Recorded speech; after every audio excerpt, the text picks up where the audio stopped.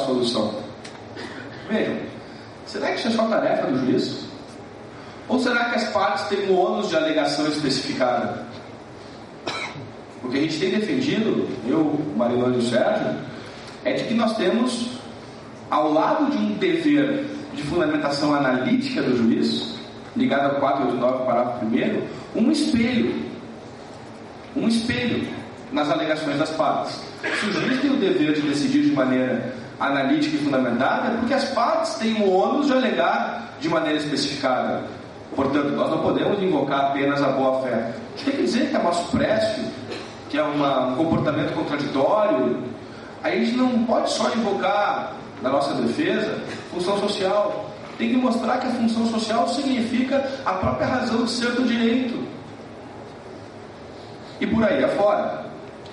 Mas veja, como é que eu posso operacionalizar essas duas pontas, atar essas duas pontas? Eu posso atar essas duas pontas justamente com o dever de esclarecimento. Petição inicial, eu invoco boa-fé. Não digo o que exatamente tem a ver a boa-fé com o meu caso. O juiz pode deixar passar, mas lá na sentença ele vai ter que, se for invocar a boa-fé, concretizá-la.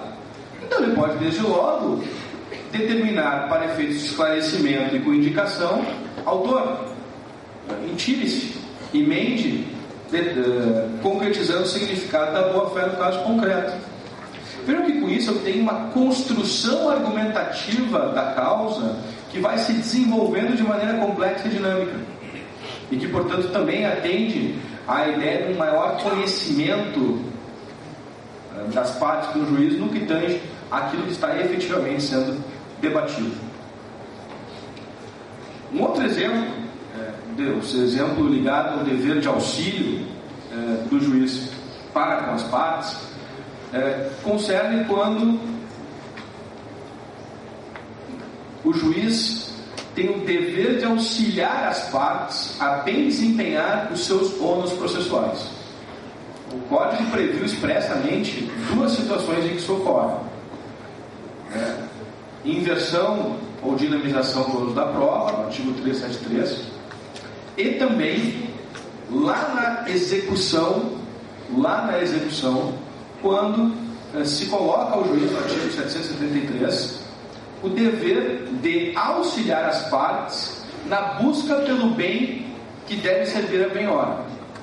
É claro que na minha avaliação, a rigor, podia ter revogado a execução por quantia certa. Se o legislador tivesse coragem, poderia ter revogado a execução por quantia certa. Acho que nós temos que ter migrado para um sistema mesmo de execuções atípicas, de execuções indiretas, mesmo para quantias, mesmo para pagamento de quantia. Essa é a minha avaliação do tema. Mas muito bem, em atenção à tradição, nós não tivemos lá o sistema da execução forçada, da execução por quantia certa. Que nós sabemos que um dos grandes problemas é, primeiro, se o devedor tem ou não tem bens. Se ele não tem bens, bom, dói por question, está resolvida a questão, nada se resolve. Agora, se o devedor tem bens que saem a nomes terceiros, a gente precisa avaliar e procurar bem esses bens. A tarefa do juiz hoje é auxiliar com os cadastros oficiais que estão à disposição. Vejam, não auxiliar de maneira subsidiária, como nós tínhamos na prática anterior. Não, primeiro a parte prova que tentou de todos os modos, contratou 4 detetives em 5 estados, que não conseguiu localizar nenhum bem do devedor. Depois volte. Não, o Código não diz isso. O Código diz outra coisa. O Código diz que o juiz tem o dever de colaborar na busca, na seleção, na identificação desses bens. E vejam, na execução, eu não tenho mais aquela situação de igualdade. Lembrar também um jurista que marcou a época no direito brasileiro, Lippmann. No conhecimento, as partes estão em pé de igualdade, assim devem ser tratadas. Na execução, eu não tenho mais igualdade, eu tenho uma assimetria. É por essa razão que a execução é realizada no interesse do exequente. Isso é um dado importante, porque é essa chave de leitura que deve iluminar o dever de auxílio na execução. Por fim, para não me estender no tempo, porque eu quero ouvir os colegas, eu vou dar um último exemplo: dever de prevenção. E mostrar como esses deveres devem ser lidos de maneira diferente pelas diferentes instâncias do Poder Judiciário. Não é meu tema aqui tratar do papel das Cortes Supremas no direito brasileiro, assim como também não é meu tema tratar do precedente. Mas vejam como, mesmo as regras, que são regras fundamentais, que são regras gerais do Código, elas necessariamente devem sofrer um influxo da finalidade das cortes que estão aplicando essas regras. Então, o que diz o dever de prevenção? O dever de prevenção, ela tem uma diretriz muito sadia: é privilegiar as decisões de mérito em detrimento de decisões meramente processuais. Sempre que a gente puder enfrentar demérito litígio, a gente vai enfrentar demérito litígio. Não vamos enfrentar ou não vamos privilegiar decisões meramente processuais. Nós temos vários dispositivos do Código que têm essa mensagem, mas existem dois que são emblemáticos. Aliás, diria eu, existem três que são emblemáticos.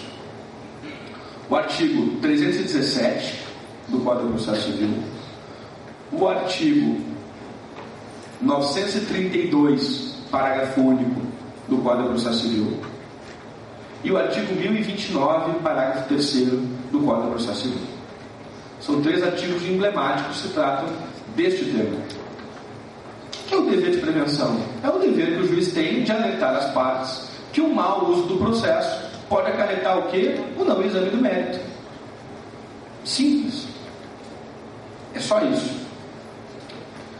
Só que para eu poder compreender bem como é que eu vou postular isso diante do Poder Judiciário e como deve o Poder Judiciário decidir isso de forma apropriada, eu devo olhar quem está decidindo.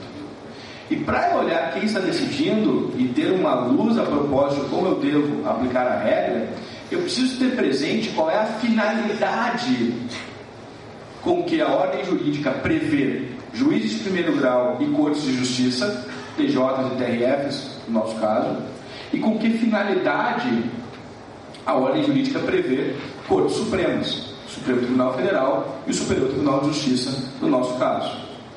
São finalidades diferentes. São finalidades diferentes por uma razão muito simples. As cortes ordinárias, quando atuam, as cortes de justiça, quando atuam, elas têm por finalidade dar uma decisão de mérito justa e efetiva para o caso. Então, a Constituição, a lei, são interpretadas como meios para promover um fim, decisão do caso. Qual é a conclusão que eu tiro disso? É que toda decisão de mérito, todos os casos têm e exigem a aplicação dessa regra do 317 e de 932, parágrafo único, em toto. Por quê? Porque o ordenamento jurídico assinalou como uma das finalidades do processo civil a busca de uma decisão de mérito justa e efetiva, artigo 6º. Isso é geral, a tutela dos direitos em particular. Agora, quando eu olho para o Supremo Tribunal Federal, para o Superior Tribunal de Justiça, eu não posso imaginar que a tarefa dessas cortes seja uma tarefa de decisão de mérito justa do caso concreto. Na verdade, o Supremo STJ tem o caso concreto apenas como um pretexto, a partir do qual vão procurar dar unidade ao direito, ou seja, decisão sobre o significado do direito federal, decisão sobre o significado da Constituição. Ou seja, o caso pouco importa. O caso me dá uma moldura dos fatos que servem para dar o contexto de interpretação. O caso é o meio, a interpretação da Constituição, a interpretação da lei é o fim. Por que eu estou dizendo isso? Eu estou dizendo isso por uma razão simples. Porque eu só vou ter dever de prevenção, ou só vou ter legitimado o conhecimento de recursos a princípio defeituosos utilizados nessas cortes, se as partes alegarem e provarem algo a mais. ou se os julgadores perceberem naqueles casos algo a mais. Não basta o interesse de decisão justa. É necessário que se veja e perceba a possibilidade de, a partir daquele caso, outorgar-se unidade ao direito. É a partir daí, então, que eu vou ter legitimada a aplicação do dever de prevenção junto às Cortes Supremas. Eu não quero me estender muito. Eu, na verdade, trouxe apenas essas linhas, por assim dizer, a respeito da colaboração, mas eu gostaria de terminar essa minha breve intervenção aqui lembrando um livro escrito na primeira metade do século XX, Il Gattopardo. Foi até ao cinema, foi realizado pelo Luchino Visconti. E uma das cenas lá do Il Gattopardo, que é emblemático particularmente para o Brasil, é o seguinte: precisamos mudar a lei para que tudo fique exatamente como está. Precisamos mudar a lei para que fique tudo exatamente como está. Isso é sintomático. Isso é sintomático por uma razão simples. Porque sem interpretação, sem decisão sobre significado, sem um engajamento em um novo processo civil, nós podemos fazer 10 códigos de processo civil. Certamente nenhum deles vai ajudar a termos uma justiça civil melhor. Muito obrigado pela atenção de todos.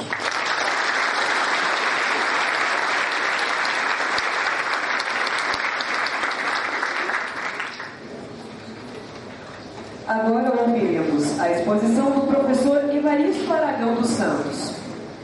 Professor Evaristo é advogado, doutor em Direito pela PUC São Paulo e conselheiro estadual da OAB Paraná. Com a palavra, doutor. Bom dia a todos. Eu começo agradecendo o convite à professora Rogéria Dotti, ao professor Sérgio Laniari. Eu fiquei de fato muito honrado de participar do evento, o evento do IAC, que cumprimento aqui na pessoa do Dr. Gomes, e apoiado pela ESA, apoiado pelo IBDT, e acima de tudo, uma honra muito grande se tratar de um evento em homenagem ao professor Alcides Munhoz da Cunha. Eu cumprimento muito rapidamente, em função do tempo, aqui os meus colegas de bancada, Miriam, Vicente, Daniel, e o queridíssimo amigo que há tempos não via. Na verdade, eu assistia na TV Justiça, etc., mas meu colega de mestrado aqui, o Ney Freitas. Cumprimento o professor Egas José Aragão, o Quina, vejo aqui o doutor Domingos Perfeito, que hoje ocupa com muito brilho e muita dignidade uma das vagas do Conselho Constitucional no nosso Tribunal de Justiça, assim como cumprimento a todos vocês. De maneira muito pontual, eu gostaria de trazer a vocês algumas preocupações, estou colocando aqui no cronômetro, algumas preocupações a respeito daquilo que me parece ser e pode ser designado como uma operação prática com princípios jurídicos. O tema princípios, ele é tão significativo, árido e vasto, que parece ser difícil realizar um código prático em relação a ele. Mas tem sentido não como estudioso, como teórico de direito, não sou nem nunca serei, mas na verdade como um advogado militante, tenho sentido talvez algum excesso de flexibilização do texto normativo a partir da invocação, da aplicação de princípios jurídicos.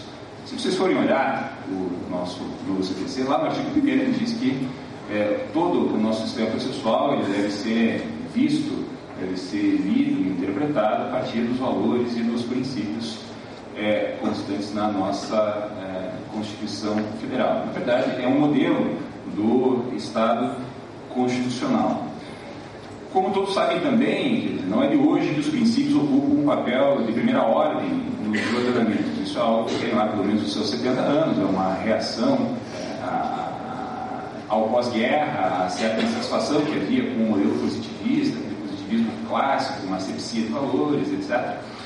E a partir dali se entendeu que tanto a aplicação e a interpretação do direito, mas também a produção pelo legislador do direito não poderia ignorar determinados valores, determinadas diretrizes, determinados princípios, né, caros a um determinado meio social, e esses valores, essas diretrizes, esses princípios deveriam então ser consolidados nas constituições. A Constituição passa então a catalisar esses valores, e aí tanto a Constituição quanto o direito constitucional acabam ganhando um outro status, e surge aí aquilo que alguns denominam como o neoconstitucionalismo, um novo papel das constituições. Mas aí a teoria do direito passa a olhar também esse fenômeno e tenta compreender um pouco do que se trata, afinal de contas, esse fenômeno que se conhece por princípios.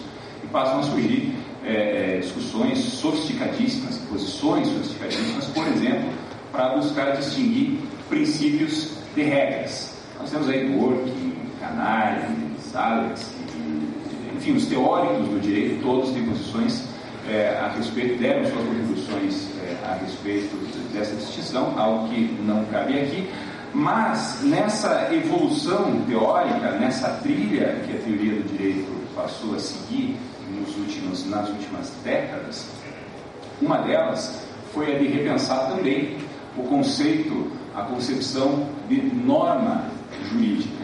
E esse é um ponto que nós precisamos, no meu sentido, prestar um pouco mais de atenção, porque talvez essa nova concepção não seja algo corrente a todos, não só porque é uma concepção um pouco mais complexa, que exige talvez um certo grau maior de abstração, mas também porque, em alguma medida, ela também se volta contra uma acepção mais comum que nós temos em relação ao termo norma. Norma jurídica não é vista como o texto normativo, não se identifica com o texto normativo, com o texto da lei. Norma jurídica, na verdade, é aquilo, segundo essa concepção, que nós extraímos do texto normativo, do texto legal. Nós temos aí duas dimensões. Nós temos a dimensão do texto normativo e nós temos a dimensão daquilo que nós extraímos do texto normativo. A conjugação dessas dimensões acaba resultando naquilo que se tem por norma jurídica. Na essência, em termos muito apertados, o postulado pós-positivista do direito.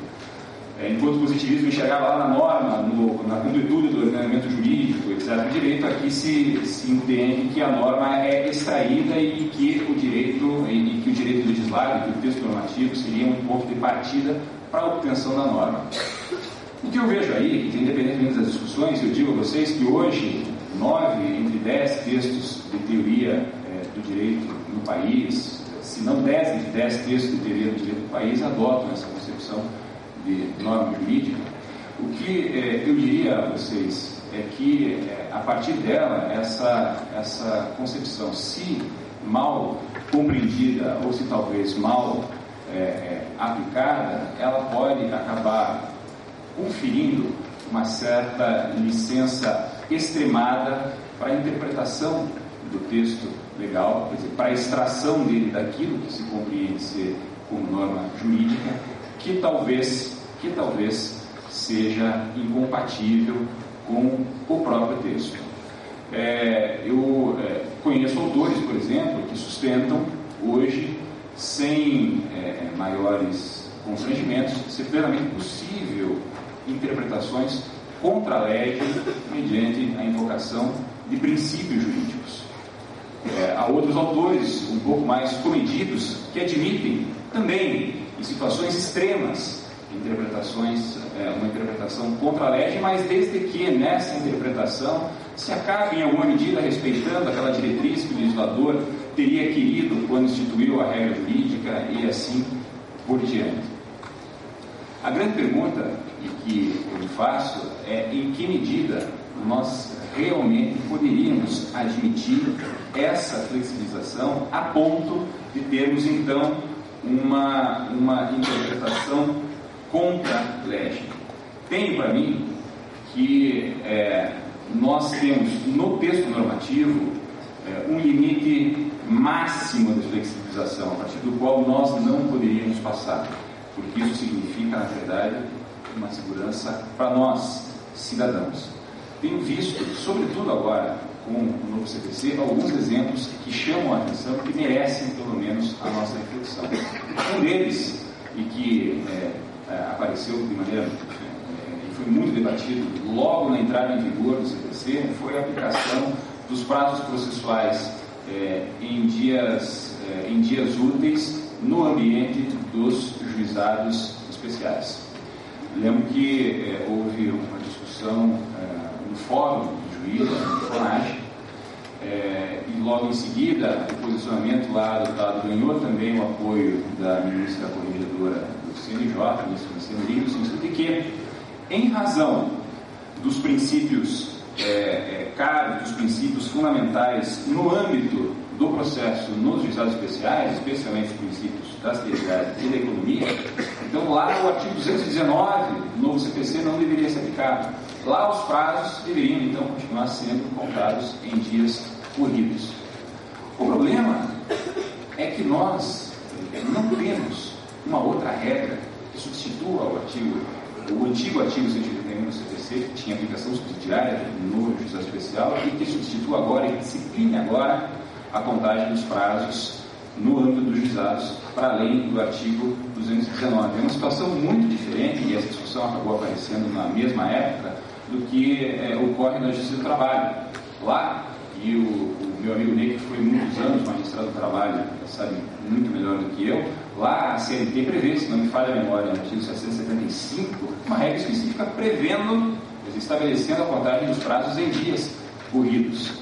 Mas nós, no âmbito do juizado especial, não temos uma regra que possa substituir aquela que vigorava no antigo CPC, que foi substituída agora pelo artigo 219. Então, é preciso explicar qual regra disciplina essa contagem de prazos, ou disciplinaria essa contagem de prazos em dias corridos, ou então talvez pensar numa espécie de regra de direito natural, que estaria sendo aplicado no âmbito dos juizados especiais, porque no estado de natureza os prazos se contam em termos de dias corridos e não nessa ficção que é criada pelo legislador e foi criada e instituída no artigo 219.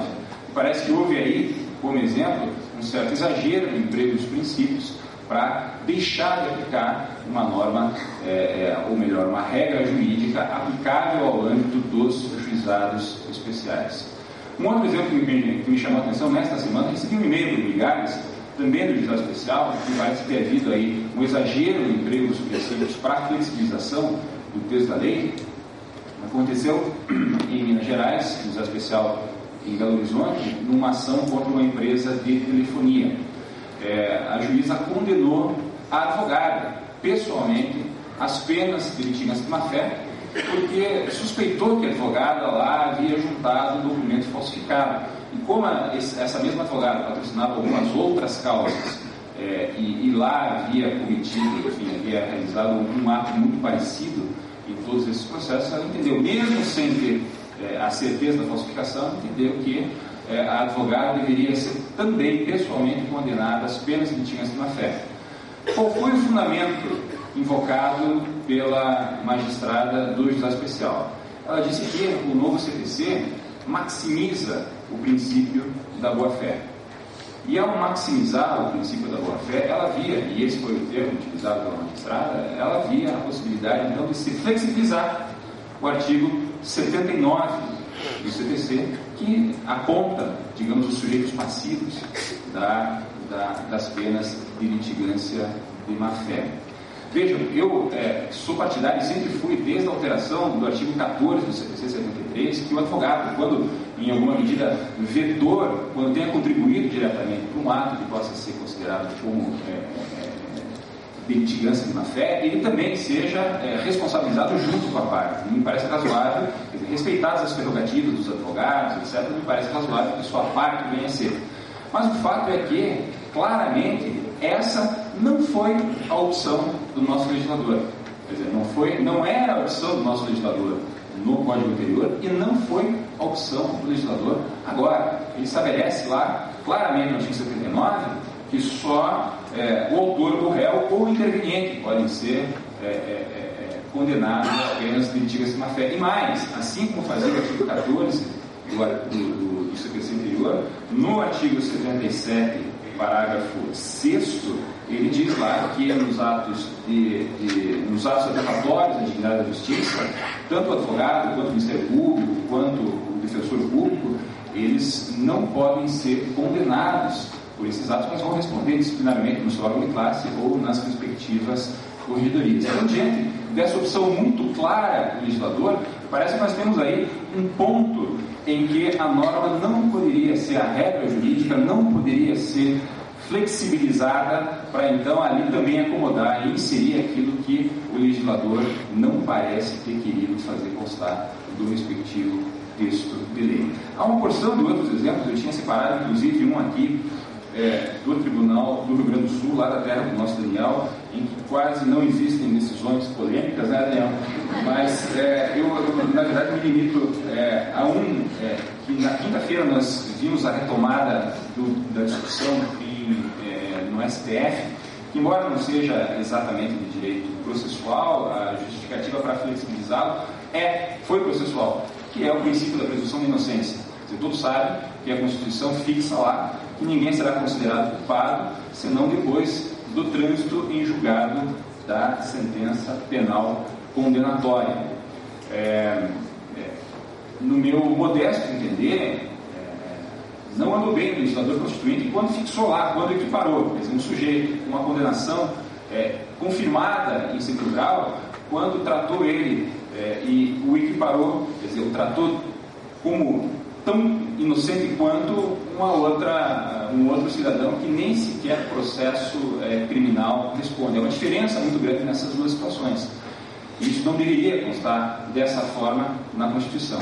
Mas goste eu ou não, o fato é que o texto constitucional diz que a presunção de inocência perdura até o trânsito da sentença penal condenatória. Então, me parece que nós temos aí mais um limite semântico mínimo para a aplicação e eventual flexibilização do texto constitucional. Nós não podemos passar, e no meu modesto entender, não poderíamos ultrapassar como fez o Supremo Tribunal Federal no julgamento há alguns meses e retomou agora a apreciação nesta semana. Por que isso, meus caros? Porque nós temos aí exemplos ao longo da história que essa flexibilização pode ser o ovo da serpente. Nós na verdade, trafegamos aqui numa fronteira entre o Estado de Direito e o Estado de Arbítrio. Vejam, eu não consigo deixar de lembrar de dois textos que a mim foram fundamentais, dois autores italianos, um deles um autor chamado Mario Lozano. O professor Mario Lozano, inclusive, esteve semana passada aqui no Brasil, estava em São Paulo, e tem uma obra magistral, entre as quais 3 volumes em que ele trata do sistema e da estrutura no direito. Ele percorre, enfim, a história do direito, e quando chega lá no século XX, ele trata dos estados e do totalitarismo que campeou na Europa naquele período, e nota que no estado, na Alemanha nazista, quando os nazistas tomaram o poder em 1933, eles herdaram um estado e um ordenamento jurídico de um estado que era liberal. E a partir de elementos da teoria do direito, e o professor Lozano aponta, quer dizer, teóricos do direito de primeira grandeza, o professor Karl Leibniz, o professor Carl Schmitt, quer dizer, e a partir da ideia de teorias como, por exemplo, de se tentar extrair, quer dizer, os ordenamentos concretos daquilo que estava posto no texto legal, isso acabou funcionando, quer dizer, num limite muito extremado, como um mecanismo de dominação. Por quê? Porque a partir da ideia de concretude do direito, de se alcançar a concretude da norma, conta lá o professor Lozano, ele disse que aí, com alguma complacência dos juízes que eram simpáticos lá ao regime, passou-se a interpretar o ordenamento jurídico herdado a partir dos princípios do nacional-socialismo. E lembro também de um outro exemplo, e aí já é um texto escrito 70 anos antes desse, do professor Mario Lozano, e também do professor italiano, e esse já bem mais conhecido aqui dos brasileiros, que é o professor Piero Calamandrei. Foi uma conferência que o professor Calamandrei pronunciou em Florença, em janeiro de 1940. Isso tornou um artigo depois foi publicado, inclusive, depois um livro com alguns comentários, etc., intitulado Fé no Direito. Me parece emblemático isso, porque foi uma conferência pronunciada, portanto, no início da Segunda Guerra, já na Itália, no Estado totalitário, na Itália de Mussolini, e lá o professor Calamandrei, ele refletia já sobre aquela insatisfação do positivismo clássico, aquela certa asepsia de valores, etc., mas também via com alguma preocupação essa busca e esse certo desprendimento do juiz em relação ao texto da lei, com que ele identificava lá como essa busca da concretude do ordenamento jurídico. Ele identificava como uma postura quase política dos juízes de então. E dava um exemplo, é claro que o professor Calamandrei não tinha como prever as atrocidades que aconteceriam ali anos antes, mas ele deu um exemplo que me pareceu muito significativo, porque é semelhante a esse do professor Mário Luzano, só que ele invocou a Revolução Bolchevique, que havia acontecido em 1917, a Revolução Comunista. O que disse o professor Calamandrei? Os revolucionários, então, como acontece com os revolucionários em geral, eles acabaram assumindo a ordem jurídica que estava lá institucionalizada, mas até que a substituíssem pelas suas regras, eles passaram então a aplicar aquela ordem jurídica, diz lá o professor Calamandrei, por meio dos tribunais do povo, que tinham lá membros que sequer formação jurídica tinham, e mais, passaram a aplicar a ordem jurídica então assumida segundo os princípios do proletariado. Quer dizer, passaram a aplicar, o que quiseram, ignoraram o texto legislado. Vejam, de maneira alguma, eu quero aqui sugerir que aqueles que eventualmente sustentam a possibilidade de uma interpretação contraditória, que são fascistas, nazistas, coxinhas, seja o que for, não é nada disso. Não é nada disso mesmo. Na verdade, o que muito menos quero aqui sugerir que, por exemplo, os magistrados que tomaram as decisões que eu mencionei aqui não estariam bem intencionados, não tenho dúvida mesmo das melhores intenções desses magistrados, não tenho dúvida de que se guiaram pelo seu melhor senso de justiça, não tenho dúvida do preparo técnico desses magistrados, mas esse me parece o ponto. Num Estado realmente de direito, nós não podemos, nós não devemos, nós não precisamos ter como primeiro recurso ou como primeira expectativa contar com as boas intenções desse agente do Estado que tem a relevantíssima função de aplicar o direito. Num Estado realmente de direito, num Estado em que expressões como império da lei, império do direito façam algum sentido, claro que, além das boas intenções do julgador, o que realmente nós podemos esperar, o que realmente nós podemos exigir, é que esse agente do Estado cumpra a lei. E aí, meus caros, no meu modesto entender, nessa dimensão, cumprir a lei, me perdoem aqui os pós-positivistas de plantão, está sim respeitar o texto normativo, ainda que naquele seu limite mínimo de inflexibilidade. Porque senão, o que nós vamos ter, também de novo, no meu modesto modo de ver, é uma passagem do Estado de Direito para um Estado de arbítrio. Isso, a história, infelizmente, já nos mostrou que é um terreno muito movediço, muito perigoso, que talvez nós não devêssemos trilhar, ou pelo menos devêssemos aí refletir muito a respeito. Haveria aqui outros exemplos, mas eu gostaria de registrar de fato isso. O nosso CPC impõe a todos nós esse desafio de operarmos a partir daqui com princípios.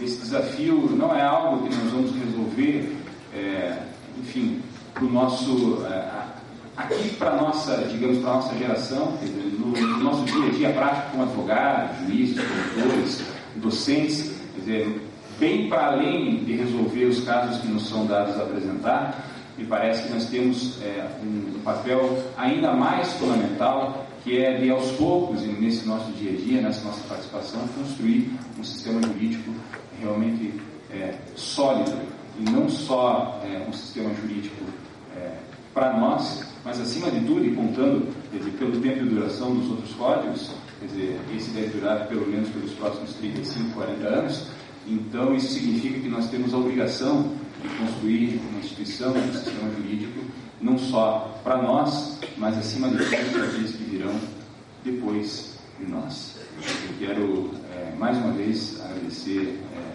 a Rogéria e ao Sérgio pelo convite, mas eu, acima de tudo, gostaria de agradecer a todos vocês pela atenção que me deram. Muito obrigado.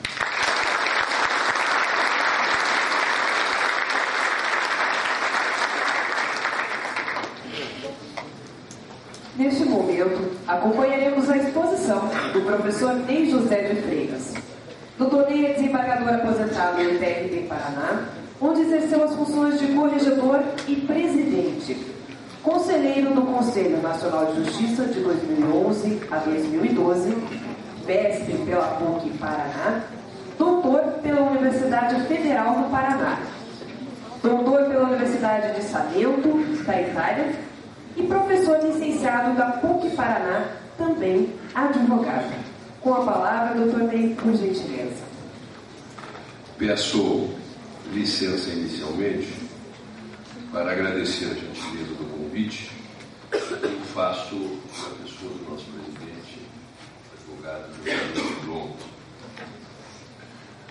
Abraço fraternalmente a todos os integrantes da mesa, na pessoa do doutor Evaristo Aragão dos Santos, a quem me ligam laços de fraterna amizade. Sempre que encontro com o nosso querido Eva, há de fato um sentimento de alegria que me contamina. Como escolhi o princípio da boa-fé, quero iniciar fazendo a utilização concreta desse princípio. Confessar aos senhores que não sou processualista. O que aprendi de processo devo à professora Teresa Arruda Alquim, ao professor Luiz Rodrigo Bambi e ao professor Evaristo. Sou, portanto, de certa forma, um estranho desta mesa. A segunda constatação que quero fazer é de que tenho uma deficiência grave de história de vida, a de não ter sido aluno do professor Egas Dirceu Luiz de Aragão. Mas, de outra parte, compensou minha vida, porque deu-me a oportunidade de ver por muitas vezes o professor Muniz de Aragão sustentar perante o Tribunal de Justiça. E era jovem, mas me lembro bem que quando o professor Egas assomava a tribuna, porte ereto, e se dizia inclusive que o professor Egas nem desvio de coluna tinha, e expunha de uma forma encantadora as suas causas perante o Tribunal de Justiça. Portanto, receba, professor Egas, todo o meu respeito e toda a minha admiração por tudo aquilo que representa para o direito processual do país, e saiba que nós somos todos muito honrados por tê-lo como paranaense. O tema que escolhi é o do princípio da boa-fé no Código de Processo Civil. Não há, na atualidade, nenhuma possibilidade de exame de qualquer tema de natureza jurídica que não perpasse inicialmente pelo fenômeno da constitucionalização do direito. Leio para os senhores, permitam, um texto breve que diz: a constitucionalização do direito compreende que um Código Civil, que um Código de Processo Civil, E por isso o novo Código Civil, o Código de Processo Civil brasileiro, é uma operação ideológica e cultural que deve passar por uma imprescindível releitura principiológica, constitucionalizando o conjunto de regras que integra esse corpo de discurso normativo. Isso foi dito em 7 de abril de 2004 em Curitiba, num simpósio nacional de direito constitucional, pelo então professor Luiz Edson Fachin, hoje ministro que integra para a honra do nosso Estado a Suprema Corte. No que se refere ao Código de Processo Civil, ao sistema de processo civil, é evidente que este fenômeno também foi tardio. Nós tivemos sempre, Dr. Jorge Goulart, sempre tivemos um defeito, um vício hermenêutico extremamente grave, que foi de interpretar a Constituição à luz da lei. O que é pior? Interpretar a Constituição, professor, à luz da portaria. Ou se dizia que a Constituição estabelecia determinada conduta, mas se indagava, mas a portaria autoriza. E a portaria, eu sou um antigo professor de direito administrativo, a portaria é o ato mais reles que existe, porque é o ato de porteiro. E nós interpretávamos a Constituição à luz da portaria. É evidente que esse vício hermenêutico causou graves dificuldades na prática do direito no nosso país. Esse fenômeno da constitucionalização, ele chega na Alemanha, na Itália, em Portugal, na Espanha, e chega no Brasil a partir da Constituição de 1988, quando a Constituição passa a ser, então, um centro do sistema jurídico, independentemente de onde se pratique o direito. E este sistema passa, então, todo o sistema jurídico a ser filtrado pela Constituição. Eu gosto muito, senhores, de uma frase do professor Riccardo Guastini, italiano, quando diz que a Constituição é muito intrometida. Ela se intromete em tudo. E, claro, ela perpassa todo o ordenamento jurídico, fazendo com que não haja mais um direito civil como um sistema central do ordenamento jurídico, mas passa a ver o direito civil como um sistema que só tem validade, que só tem legitimidade a partir deste fenômeno de constitucionalização. O mesmo aconteceu com o processo civil. Durante muito tempo, o processo civil foi visto totalmente desconectado da Constituição. E hoje passa a ser um processo civil constitucional.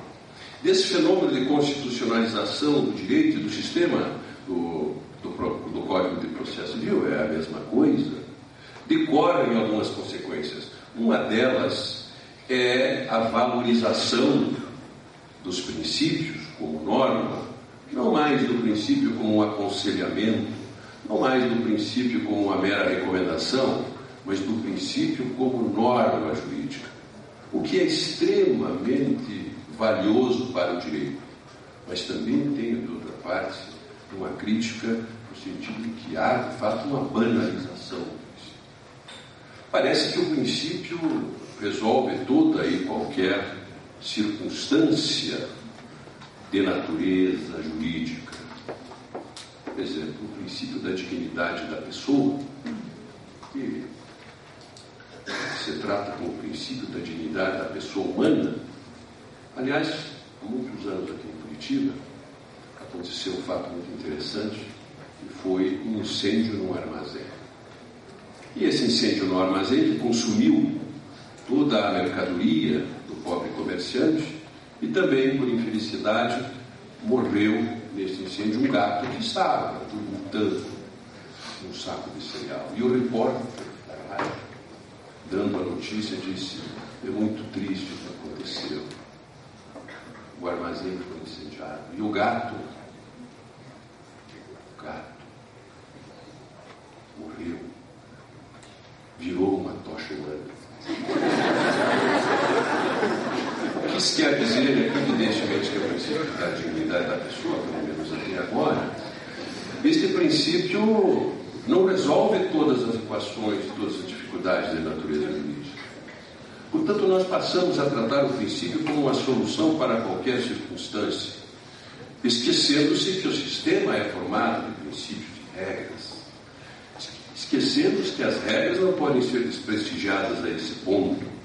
É evidente que a utilização dos princípios dá uma abertura extraordinária para o ordenamento jurídico, mas deve ser considerado o fato de que o sistema, como disse, não é composto apenas de princípios, que não é possível a utilização do princípio para resolver questões de um total desprestígio, como a regra que é positiva, e os exemplos trazidos pelo eu foi exatamente nesse sentido.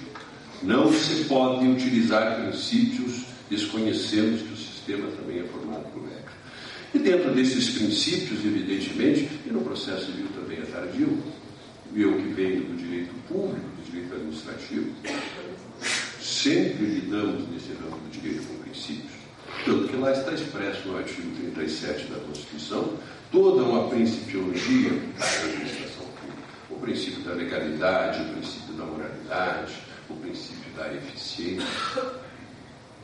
Portanto, acostumado a lidar com princípios, vejo um extremo oposto o fato de que o Código de Processo Civil também passa agora a utilizar de uma maneira mais efetiva o princípio como norma. E lá, num desses princípios, está o princípio da boa-fé. Eu tenho certeza, tenho hoje uma convicção, senhores, de que grande parte das questões que envolvem as dificuldades na prática do direito é porque não se age de boa fé. O autor pede mais do que tem direito. O réu, mesmo sabendo que é devedor da obrigação, nega.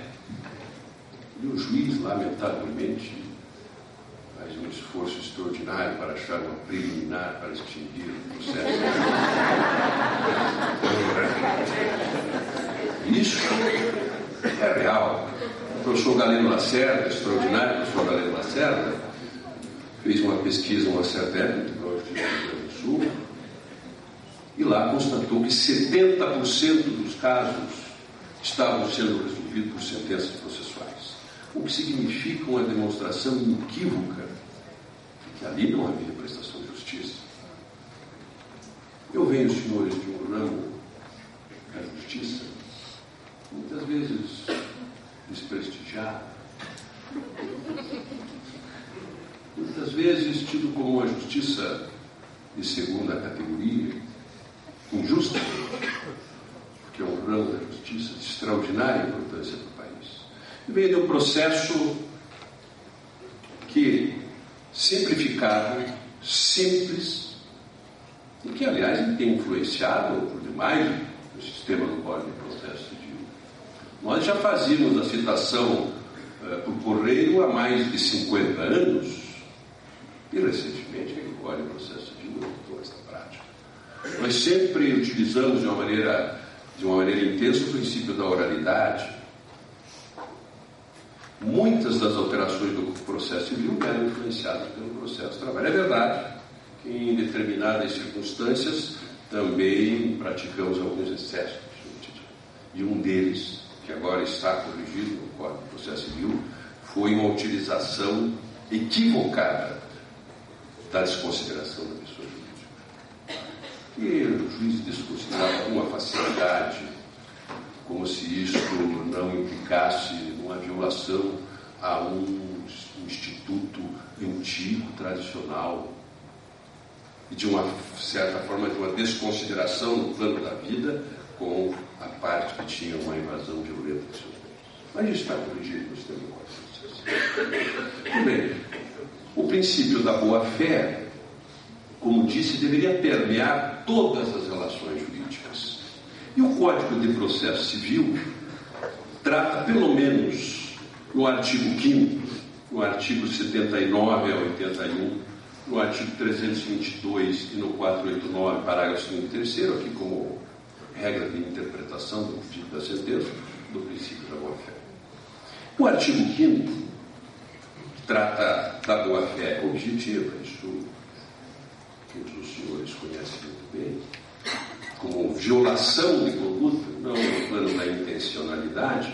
Mas o que é interessante no artigo 5º, a meu ver, é de que ele rompe de certa forma, com uma tradição do direito que era de envolver no princípio da boa-fé as partes, principalmente as partes. O que o artigo 5º diz claramente é que todos os partícipes do processo estão envolvidos pelo princípio da boa-fé. E aqui, para mim, especialmente, que exerci a magistratura por muitos anos, aqui, para mim, um dado importante que é envolver o juiz. Que é envolver o juiz também na prática judiciária, no exercício da jurisdição com boa-fé. Portanto, este artigo 5º, que é uma norma aberta, ele tem esta possibilidade extraordinária de envolver a todos que participam do processo por esta vivência extremamente saudável que é o princípio da boa-fé. Eu tenho repetido com alguma insistência, professor Egas, o processo não é e nunca será ambiente para engenhos.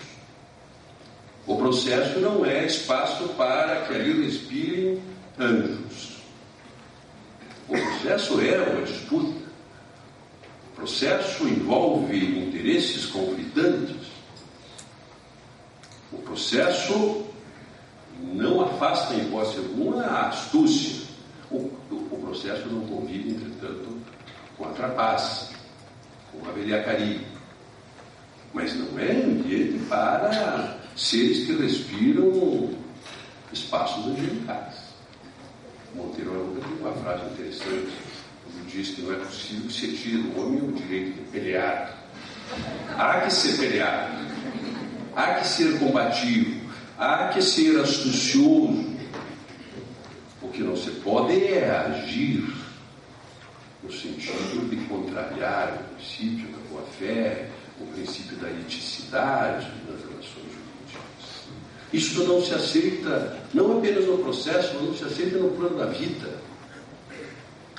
É preciso agir com honestidade, é preciso agir com bons propósitos. Pois bem, esta boa-fé, então, que é a boa-fé objetiva, que é conhecida no direito civil há muitos anos, no registro bibliográfico Menezes Cordeiro, no direito português, no direito brasileiro, a professora Judite Martins Costa.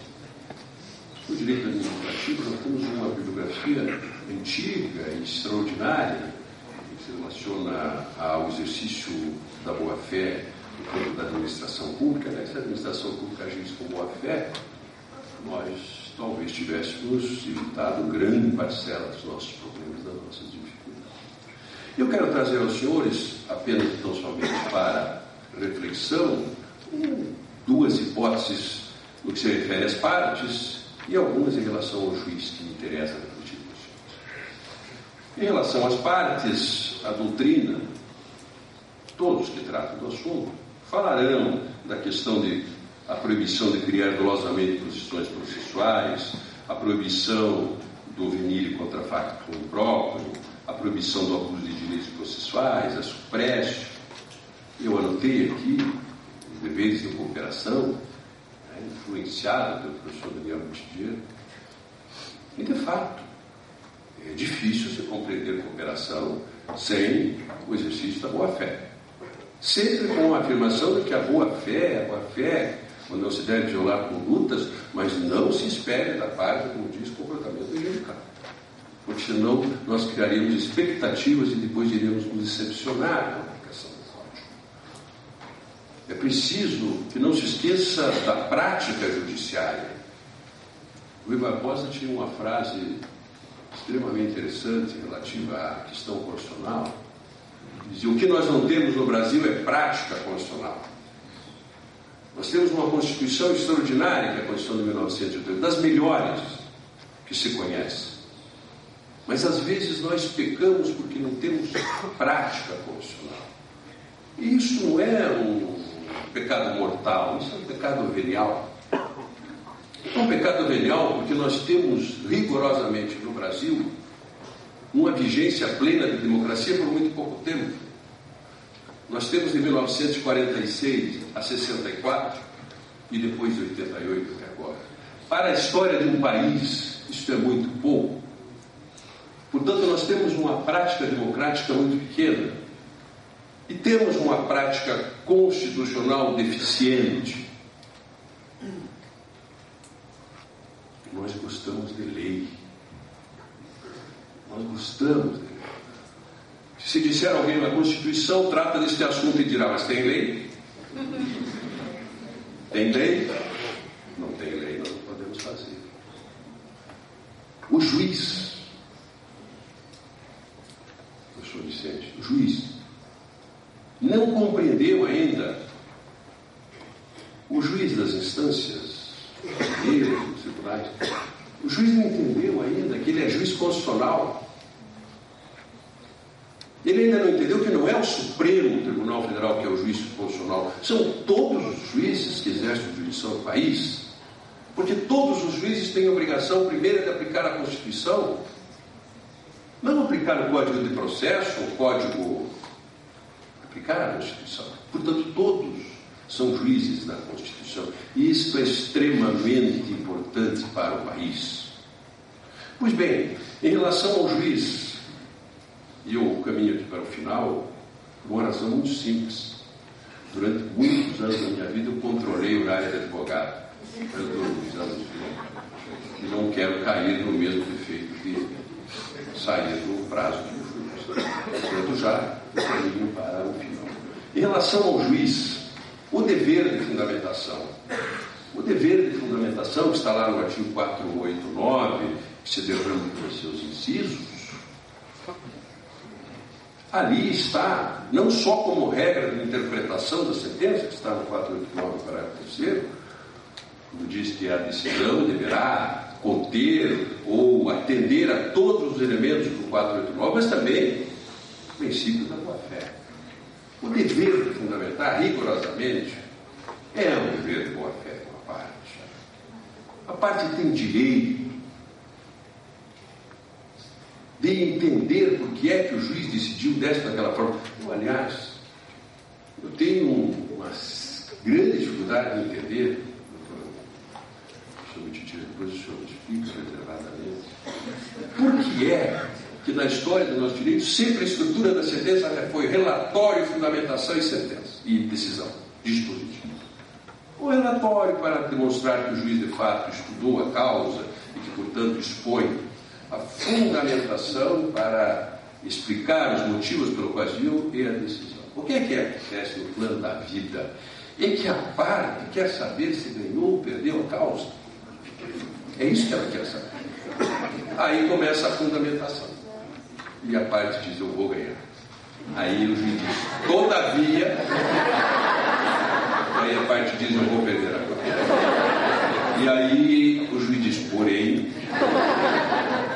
vou ganhar a causa. Contudo, vou perder a causa. Por que é que o juiz não disse lá no 2? O senhor perdeu a causa. Agora eu vou explicar por que é que o senhor perdeu a causa. Isso aqui é a verdade. Essa aqui é a verdade. A sentença, ela tem já uma estrutura que dificulta a compreensão. Depois disso vem a narração do juiz. Eu me lembro de um caso que foi dado pelo ministro Nelson Joãozinho. O ministro era advogado em Santa Maria da Boca do Monte. E conta que ele e um outro advogado tinham uma causa e o juiz escreveu uma sentença belíssima com a doutrina brasileira, estrangeira.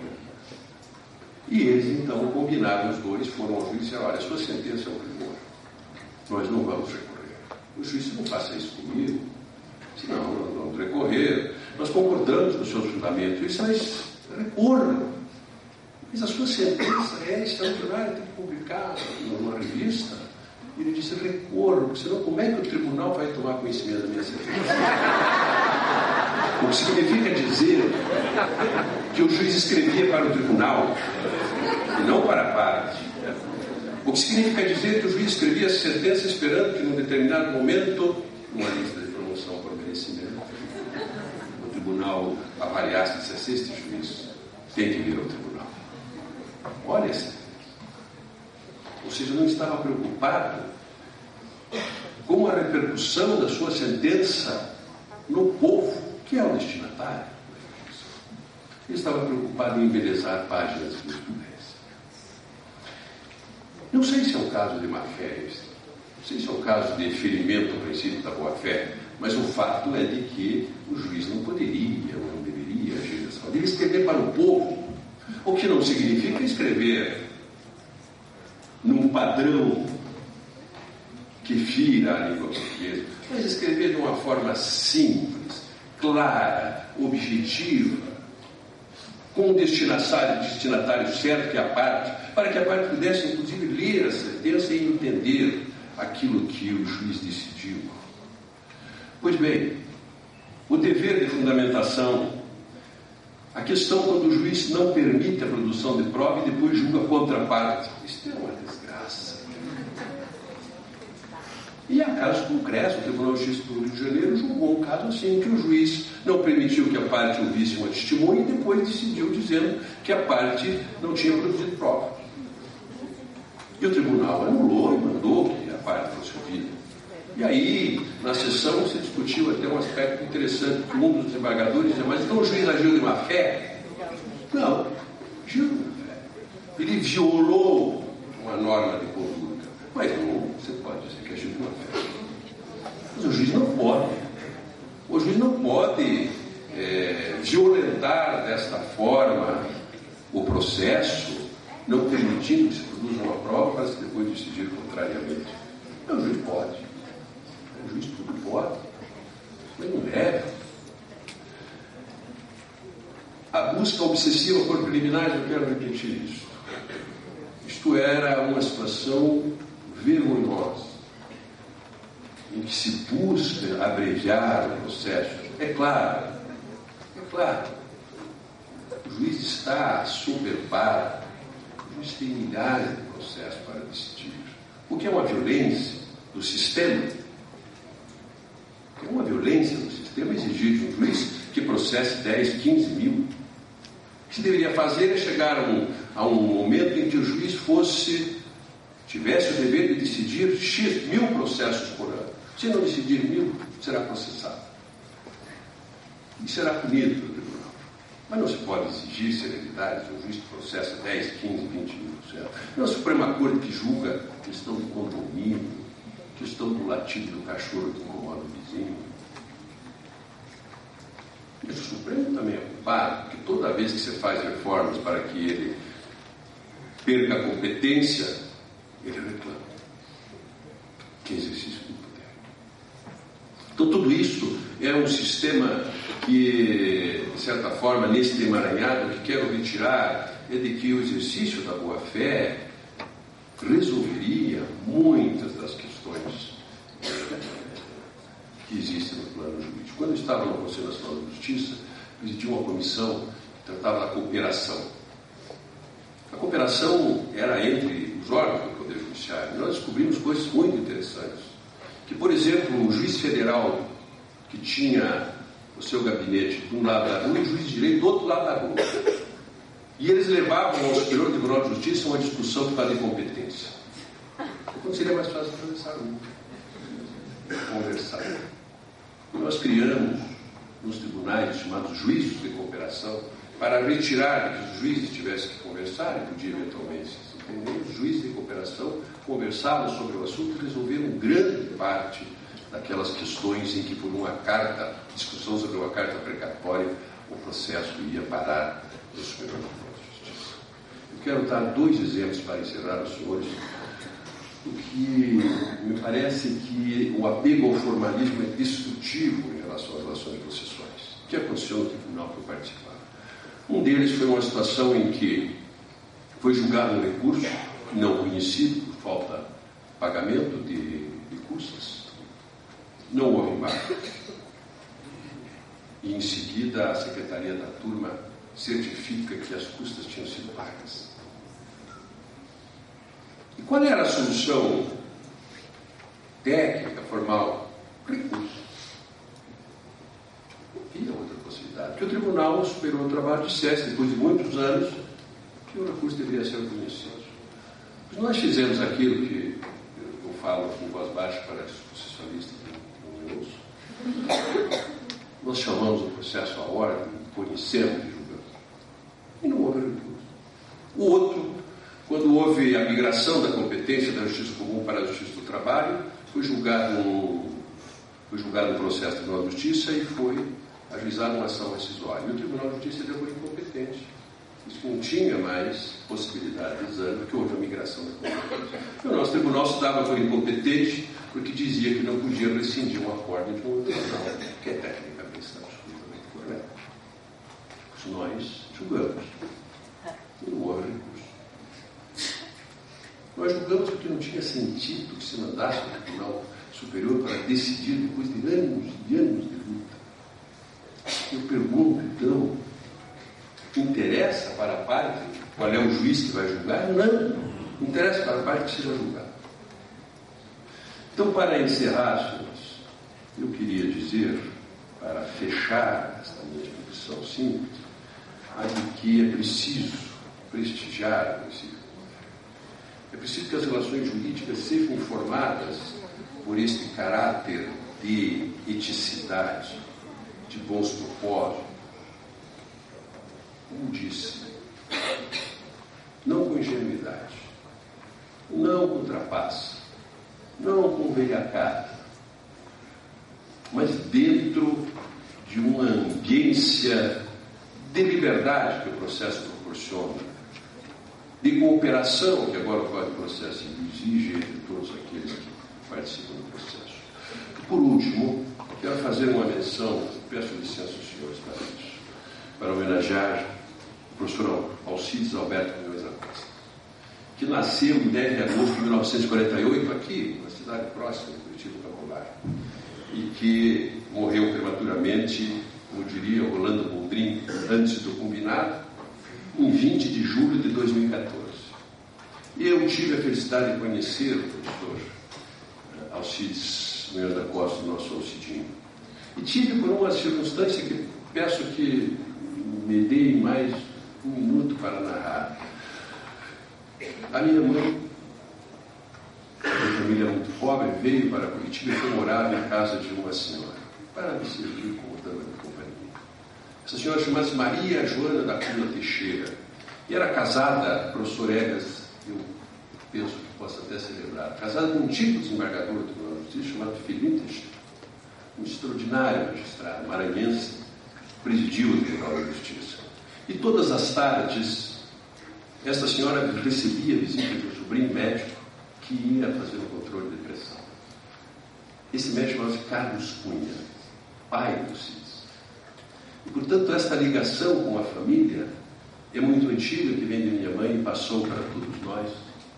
Não só em relação ao Alcides, mas em relação ao seu irmão, Zé Carlos Cunha, que é um dentista que cuida da família. E, portanto, quero fazer esta homenagem a Alcides Alberto Munhoz da Cunha, procurador da República, professor, diretor da Faculdade de Direito da Universidade Federal do Paraná.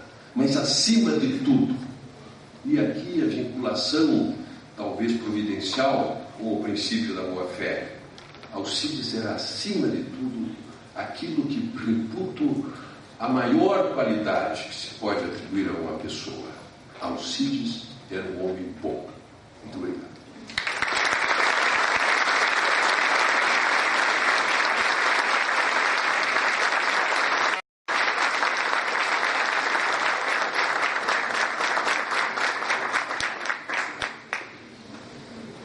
Agora nós ouviremos a explanação do professor Vicente de Paula Ataíde Júnior, juiz federal, professor de Direito Processual Civil pela Universidade Federal do Paraná, mestre e doutor em Direito Processual Civil, também pela UFR. Peço a gentileza de colocar os slides, por gentileza, para o início da palestra do professor.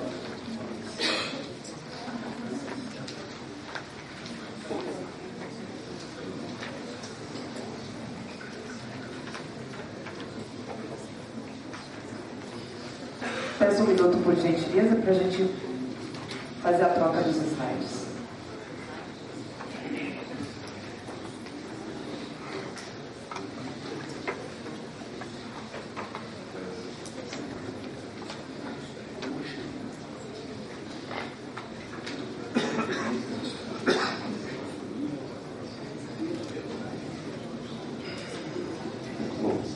Muito bom dia a todos, a todas.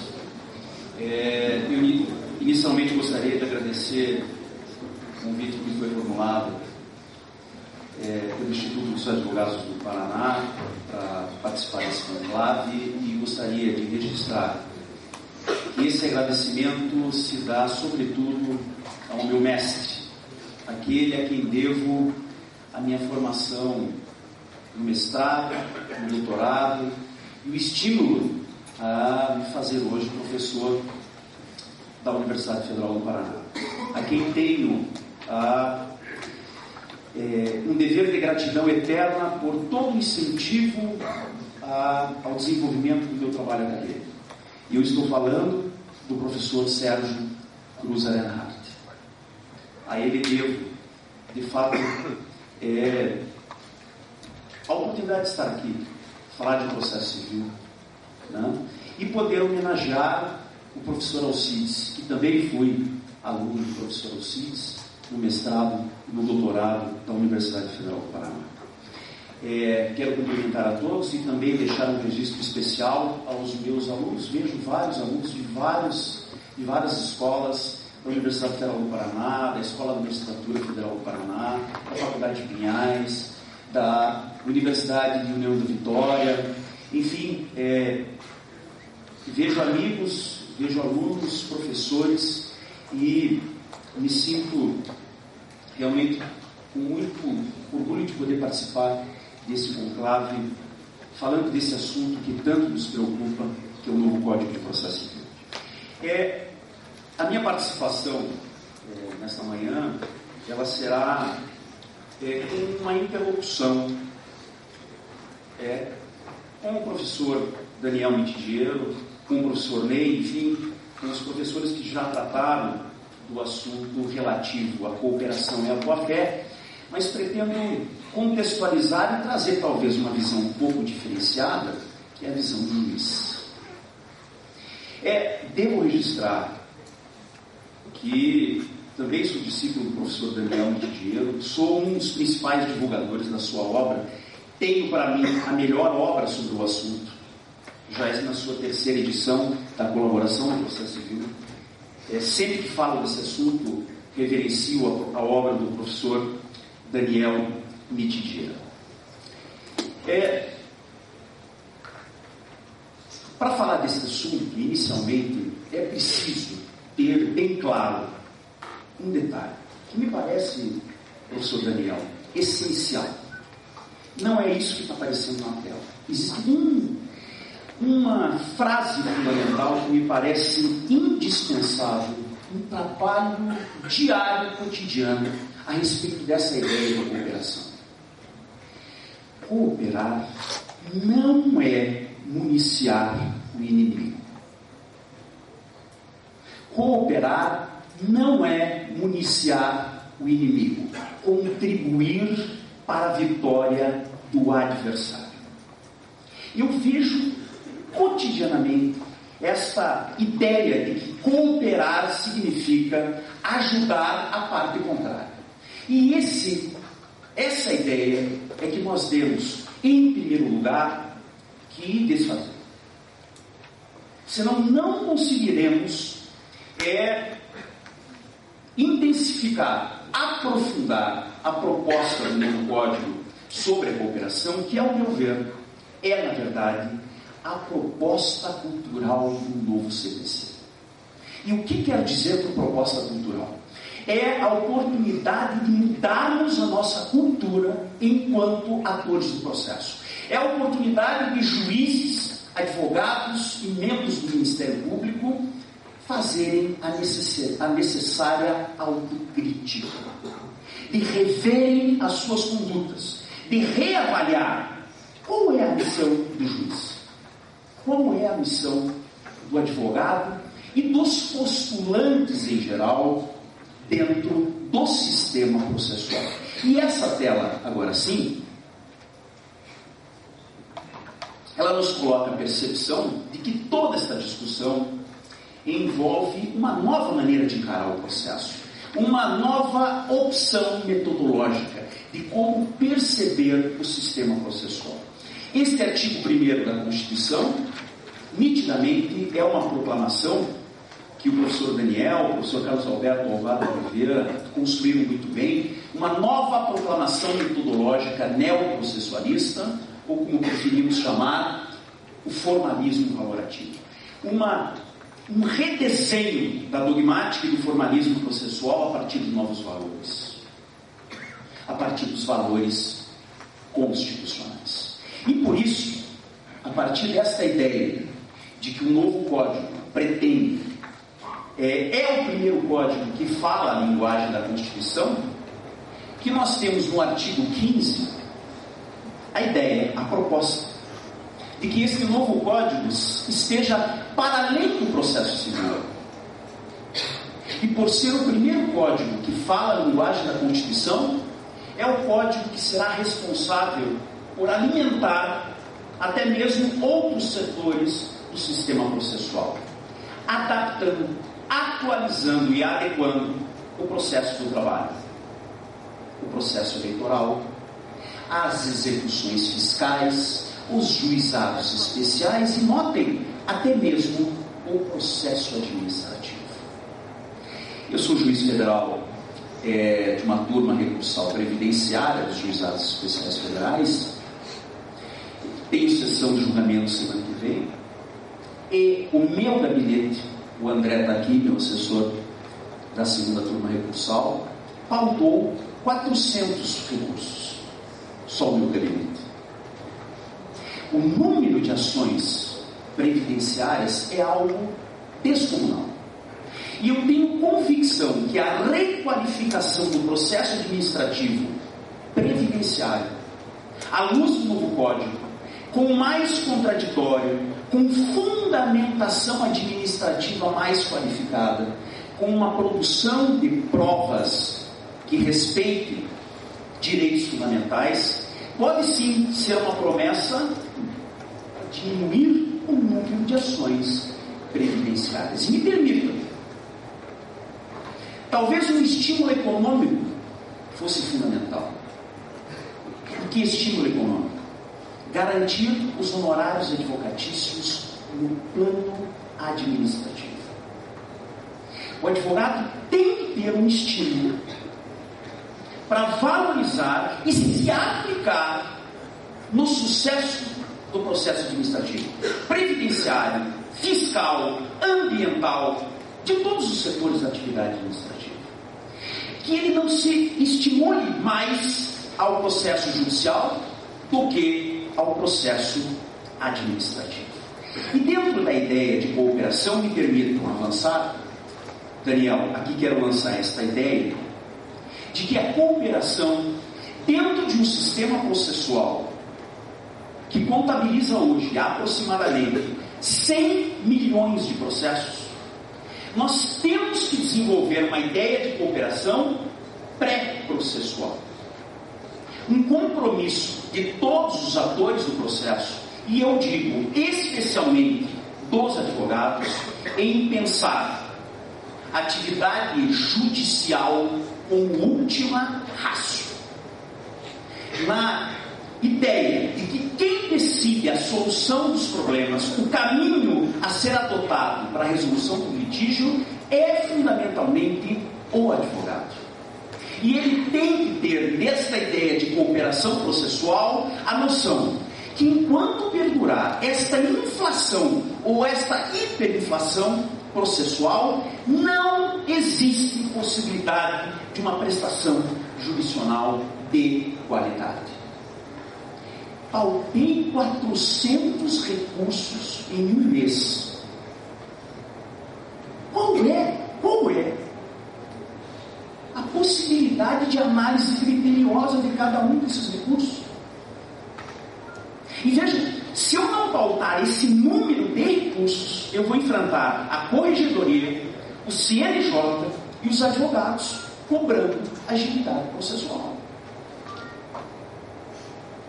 Então, um compromisso. Cooperar não é municiar o inimigo. Cooperar é ter um compromisso com uma prestação jurisdicional de qualidade. É cooperar para que o sistema funcione, para que o sistema seja mais operacional. O Ministério Público tem instrumentos relevantíssimos para evitar os litígios.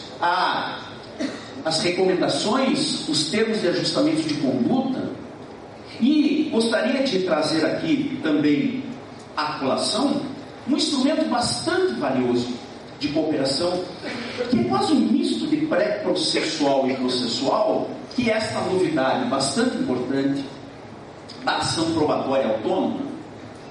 Insiro a ação probatória autônoma nesta ideia de cooperação pré-processual para qualificar a decisão do advogado no momento de dizer ao cliente qual o melhor caminho a adotar. Essa ação probatória autônoma é um nome doutrinário, é um novo desenho da antiga medida cautelar de produção antecipada de prova. A medida cautelar de produção antecipada de prova não existe mais. Esse tema está inserido no capítulo que diz respeito ao direito probatório. E ela possibilita que o advogado proponha, realize uma produção antecipada de prova, não para assegurar, garantir a rigidez da prova ou evitar que ela pereça em situações de perigo, em situações de urgência. Mas veja os incisos 2 e 3. Para qualificar a sua decisão sobre o que fazer. Para, dentro dessa perspectiva de cooperação, ligar para o advogado da parte contrária e dizer: olha, nós vimos aí o resultado, a prova foi produzida judicialmente e nos mostrou bem que o litígio, nós sabemos o que vai acontecer, não é melhor a gente fazer o acordo? Qualifica também a decisão do juiz, do advogado, inciso 3, para poder pedagogicamente conversar com o seu cliente e convencê-lo que não vale a pena entrar com ação. Não vale a pena entrar com ação porque a prova produzida desestimula esse caminho, a possibilidade de sucesso é remota.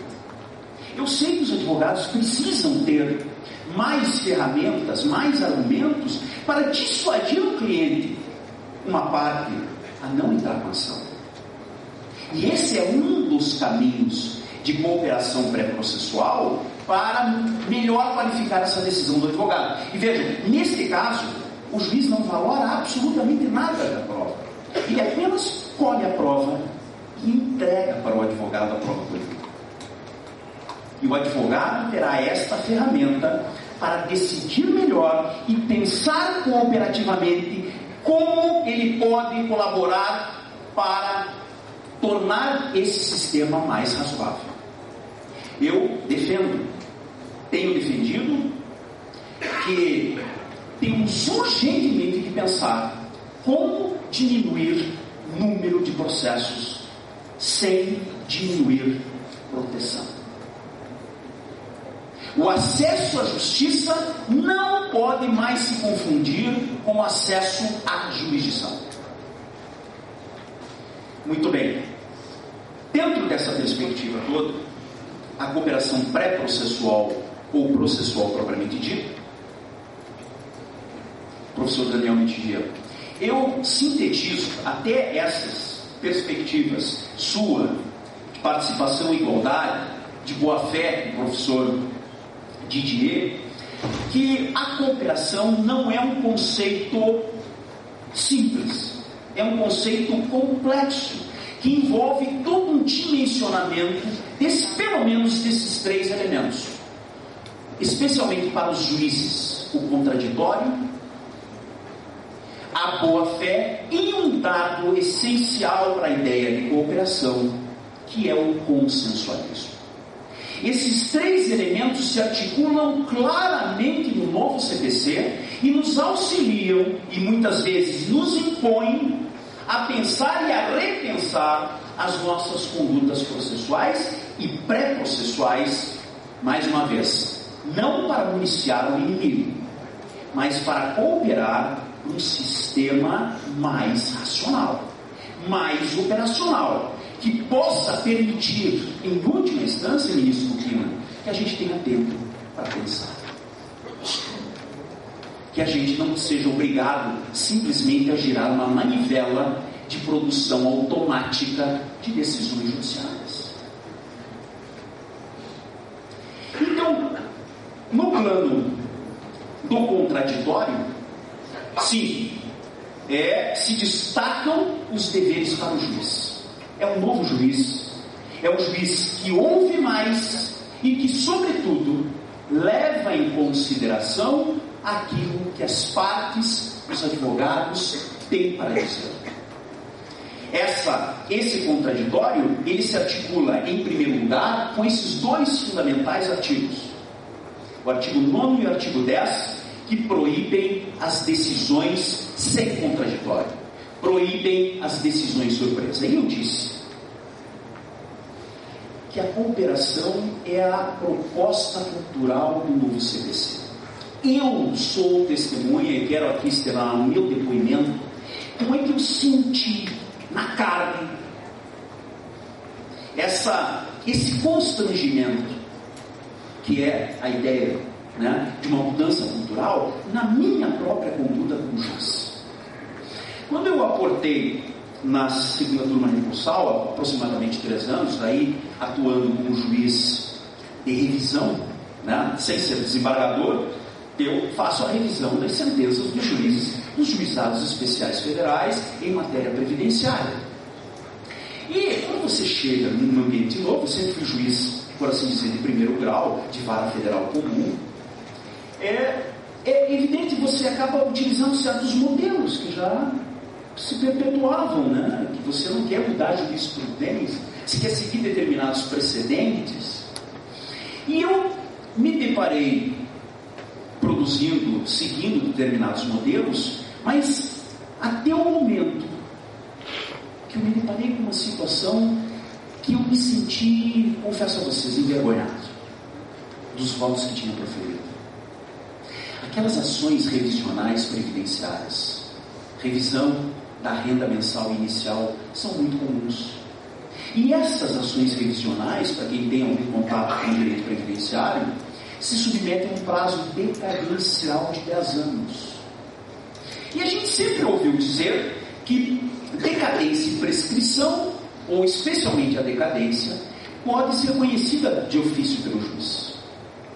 Mas, Daniel, eu não sei como é que se introjetou no discurso processual que conhecer uma matéria de ofício significa também decidir sem ouvir. Como é que a gente construiu, professor Egas?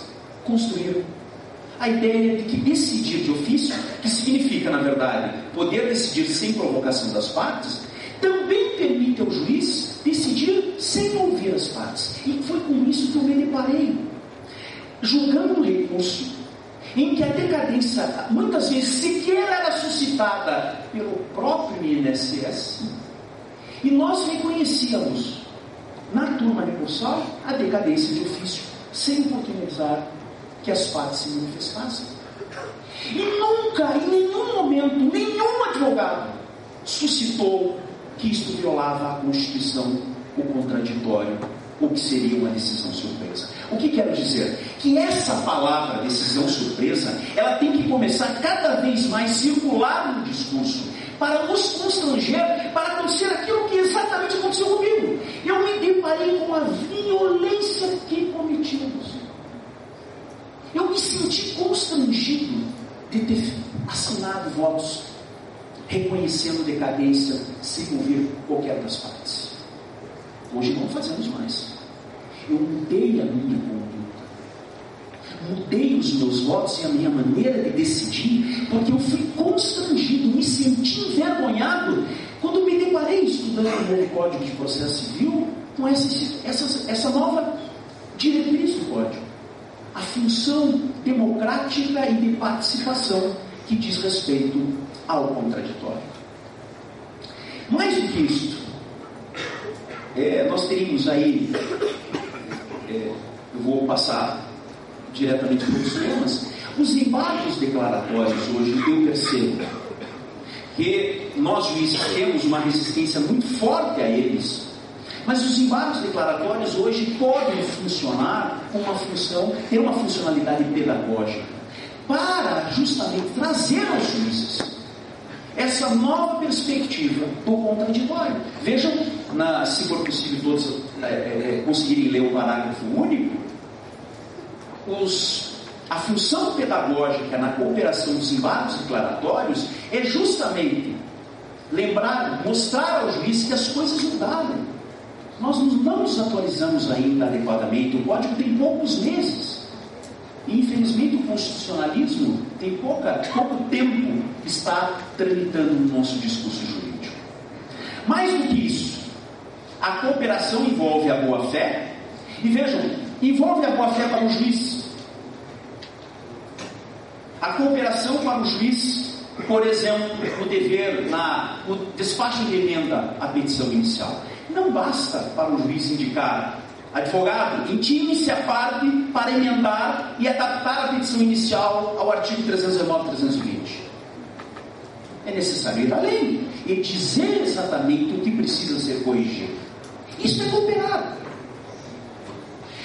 E vejam, isso aqui é muito interessante. O Daniel, eu acredito que isso aqui deve ter saído da caneta do Daniel. Esse artigo, para mim, é o mais paradigmático em termos de cooperação. Ele está inserido na audiência especial de saneamento e organização do processo, que é o despacho saneador oral, por assim dizer, e que permite agora uma via de mão dupla. O juiz que não coopera, não fundamenta adequadamente, não produz um dispositivo sentencial adequado, deve sofrer embargos declaratórios com uma finalidade pedagógica. Mas agora o advogado, o membro do Ministério Público, o postulante que incide no mesmo problema e postula mal, sem clareza, sem objetividade, recorta e cola, busca a petição inicial no Facebook, acha que basta propor a ação que o problema está resolvido, acha que basta propor a ação que o juiz vai resolver. Ele será convidado, e aqui o termo foi muito elegante, será convidado. Vejam, os verbos são exatamente os mesmos dos embargos declaratórios: integrar ou esclarecer as suas alegações. São embargos declaratórios judiciais. É um instrumento para o juiz controlar a cooperação para os advogados. E percebam, na fala do professor Daniel, ficou bem claro, a doutrina que trata do princípio da cooperação já foi quase que exaustiva em elencar os novos deveres do juiz decorrentes da cooperação. Falta-nos trabalhar com mais vigor os novos deveres das partes, dos advogados e dos membros do Ministério Público que decorrem da cooperação.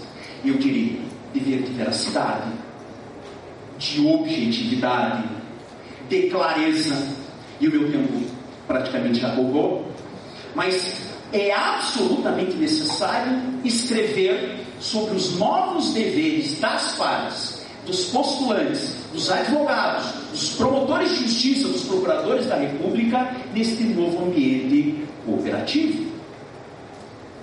Vejam, a cooperação e a boa-fé na execução, para mim, é um dos exemplos mais adequados da funcionalidade da cooperação.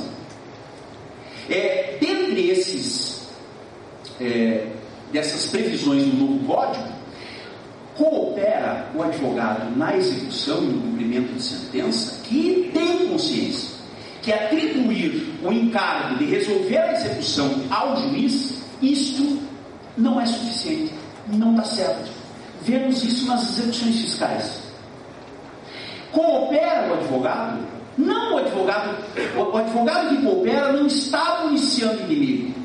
O advogado que coopera com a prestação judicional quando ajuda na pesquisa de bens, quando faz um protesto do título judicial, agora permitido por 517, quando requer a inserção do nome do devedor em cadastros restritivos de crédito. é uma atitude de colaboração com o sistema que vai ajudar a própria execução e o recebimento do crédito. Quando ele averba a certidão do 828 para prevenir a alegação de fraude à execução, e quero dizer, os advogados agora são estimulados a cooperar, porque o 827, parágrafo 2º, está lá no finalzinho, permite ao juiz, escutem essa, que majore, aumente a taxa de honorários advocatícios, se perceber a atitude francamente de cooperação do advogado no cumprimento de sentença e na execução. Isto é a ideia de cooperar. O que os advogados, junto com o juiz, junto com o Ministério Público, podem fazer para que a gente atinja este que é o escopo fundamental de qualquer processo? Uma prestação jurisdicional de qualidade, em tempo razoável, uma decisão de mérito justa e efetiva. Me permitam um último exemplo.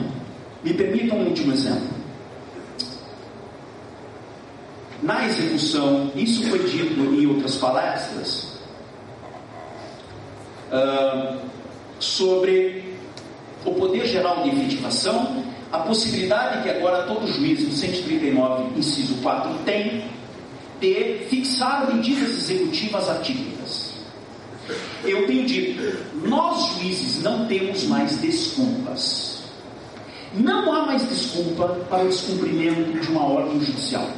Não há mais desculpa para o insucesso do cumprimento das ordens judiciais em geral, inclusive as que envolvam prestação pecuniária. Mas me lembro o professor Marinoni dizendo que os juízes brasileiros ainda não se acostumaram com essa ideia criativa de que nós temos que imaginar e criar essas medidas que não são catalogadas em lei.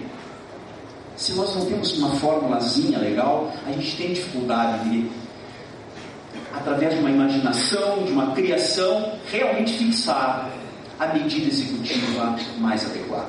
Aqui é o exemplo da cooperação que não precisa de lei, da cooperação como proposta cultural. Se nós sabemos que os juízes não sabem criar adequadamente, é a tirania das astrantes, né? É a tirania das astrantes. A única medida executiva que a gente sabe fixar é multa diária e não sabe cobrar. Elas ficam ao léu, perdem a sua eficácia coercitiva. Eu vejo colegas juízes federais previdenciários fixando multa diária de R$25 para o INSS implantar benefício. Eu sou um dos únicos juízes federais que imputa multa diária de R$5 mil no INSS. E a minha taxa de descumprimento de ordens judiciais é 0. As minhas ordens emanadas da segunda turma não são descumpridas. R$5 mil por dia, sim. Mas eu quero dizer, os juízes precisam criar outras medidas para além das astrantes. E aqui, ele precisa que os advogados e os membros do Ministério Público ajudem, colaborem, proponham as medidas executivas mais adequadas à luz das características do caso concreto. Esse é o tema da minha dissertação de mestrado com o professor Sérgio Daniel. Então a cooperação, e aí encerro, exigirá de nós, veja essa, professor Daniel, toda uma maneira diferente de falar, de explicar e de discursar sobre cooperação. Nós precisamos trabalhar uma pedagogia da cooperação. Juízes explicando melhor para advogados, advogados explicando melhor para seus clientes, explicando que as coisas estão mudando. As coisas já estão mudando. Temos novas leis, temos um novo Código de Processo Civil que nos impõe novos deveres, novos limites éticos, e que agora todos nós devemos criativamente, com paciência, numa didática da cooperação, petições iniciais mais explicativas, decisões judiciais explicando o funcionamento desse novo código, que vai desembocar uma nova estética, que o professor Ney estava dizendo, petições iniciais diferentes, contestações diferentes, recursos diferentes, decisões diferentes, sustentações orais diferentes, né? Sim, temos que ter essa ideia de que as coisas estão mudando e temos que permitir novas palavras, um novo vocabulário que constranja e estimule todos os atores do processo a repensarem as suas condutas processuais. Agradeço, peço vênia pelo tempo excedido e agradeço mais uma vez ao professor Sérgio Reinhardt a oportunidade de vir aqui falar sobre um tema tão instigante. Muito obrigado.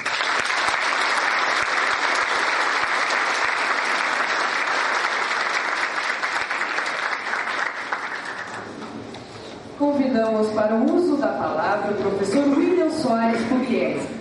Professor advogado, professor substituto de Direito Constitucional e Teoria do Estado do curso de Direito da Universidade Federal do Paraná, professor da Escola Superior de Advocacia da UFPR Paraná, doutor e mestre pela UFPR, coordenador da pós-graduação em Direito Processual Civil da Academia Brasileira de Direito Constitucional, ABPConst. Por gentileza.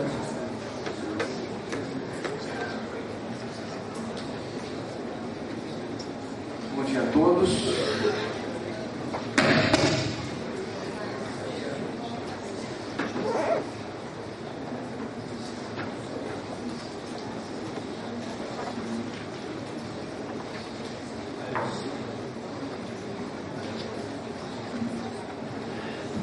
Senhores, mais uma vez, bom dia a todos. Para não termos problema com o microfone, volto aqui à mesa para iniciarmos a última fala do painel. Gostaria primeiramente de agradecer à Comissão Científica, a Organização Científica do Congresso, na pessoa dos professores Luiz Guilherme Marinoni, orientador de mestrado, na pessoa do professor Sérgio Cruz Alinhard e da doutora Rogéria Dotti, pelo brilhante evento e pela organização de um evento dos mais importantes do direito processual civil, não só em Curitiba, mas em todo o Brasil. Agradeço também a comissão organizadora do evento, na pessoa da doutora Adriana Dávila Oliveira, da doutora Marília Pedroso Xavier, mais uma vez da doutora Rogéria Dotti, do doutor Vicente Paula de Santos. Cumprimento também a professora Graciela Marins, o professor Paulo Lucon, representantes da ESA, representantes do IBDP. Cumprimento meu professor Gleison Maranhão, da plateia. Cumprimento o professor Egas e os colegas da mesa também. Gostaria de iniciar fazendo, já que o congresso é uma homenagem ao professor Alcides, gostaria de relatar uma das lembranças mais firmes, mais intensas da minha memória e que tem todo o vínculo possível com o professor Alcides. O primeiro ato que pratiquei como professor, o primeiro ato que só o professor pode realizar, foi praticado por conta de um convite do professor Alcides Munhoz da Cunha. Logo após ter me formado, já cursava o mestrado na Universidade Federal do Paraná, fui convidado pelo professor Alcides para compor uma banca de avaliação de monografia na Universidade Federal do Paraná. Então, antes mesmo de poder dar aula, antes mesmo de participar de eventos como esse, foi o professor Alcides quem não só me convidou para o primeiro ato, mas quem me chamou pela primeira vez de professor, ao agradecer a minha participação naquele evento. Então, talvez eu tenha muito mais a agradecer do que eu posso fazer no tempo que tenho aqui ao professor Alcides. E o objetivo da minha fala, até ao perceber que seria o último a falar nesse painel, acaba sendo, ao mesmo tempo, realizar uma síntese do que foi falado aqui pelo professor Daniel, pelo professor Evaristo, pelo professor Ney, pelo professor Vicente, e, ao mesmo tempo, a ideia que tinha era de propor um passo atrás para pensarmos um pouco essas questões, esses princípios, essas normas que estão sendo discutidas nesse painel e que certamente foram discutidas ao longo de todo o Congresso. O que é esse passo atrás? Como funciona essa síntese? A forma mais fácil de nós identificarmos o elemento de que quero comentar nesse momento é abrirmos o código e antes mesmo do seu artigo 1º, vamos identificar, vamos encontrar o que o código chama de capítulo 1 e que ele chama de normas fundamentais do processo civil. O nosso painel se chama princípios fundamentais do processo civil. E tudo que foi falado aqui tem em comum é de que temos em mente que existe algum tipo de fundamentalidade que nos permite considerar esses direitos, essas regras, essas normas, como fundamentais. E me parece que fazer essa questão, ou explicitar esse elemento, é algo, perdoe a repetição, mas é algo fundamental para compreender o processo civil, não só o Código de Processo Civil de 2015, mas o que pensamos a respeito do processo civil no Brasil e fora dele, na contemporaneidade. Esse elemento fundamental, esse elemento de fundamentalidade, não surge do nada.